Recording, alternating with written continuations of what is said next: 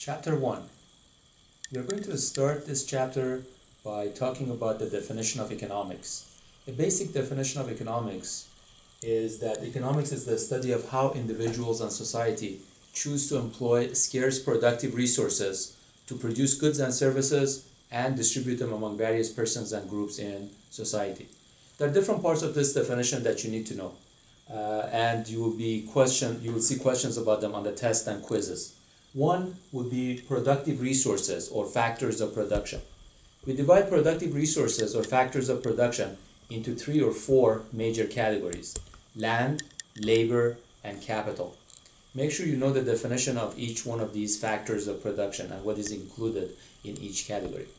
The other important part of this definition is this concept of a scarcity. A scarcity or limitedness of resources. In economics, we start with the assumption of unlimited wants, and therefore we're always going to have limited or scarce resources. This is true at the individual level, and it's also true at the society level. Since we have limited resources and unlimited wants, we have to choose between different alternatives. We cannot have everything that we want to produce.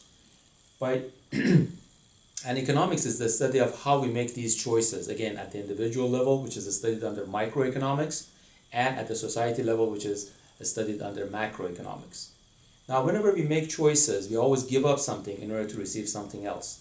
For example, buying a car versus going on a vacation. And what you give up in order to receive something else is called opportunity cost for that decision. Opportunity cost is an important concept in economics. Make sure you know the definition and examples of opportunity cost. Now, let me talk about the scarcity a little bit more, and also opportunity cost, and you will see questions about these on the test and the quizzes. First of all, if a decision does not have any monetary cost, it will always have an opportunity cost, because you're going to end up paying for it either in terms of your time or something else that you are going to give up. So when we talk about opportunity costs, remember that it's not just the monetary cost of a decision. It's basically what you give up in order to receive something else. The other point that I would like to mention is a scarcity. A scarcity is a very general concept. So a scarcity exists, for example, in North Korea. It also exists in the US. It's not unique to a socialist or a capitalist economy. A scarcity exists in Bangladesh, which is relatively a poor economy. It also exists in the US, which is the richest country in the world. A scarcity also exists for people who are extremely rich.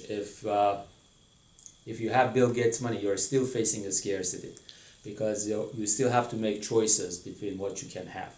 So a scarcity is a general concept.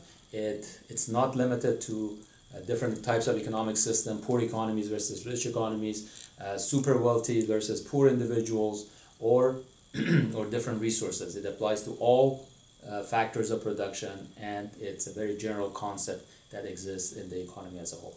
Thank you.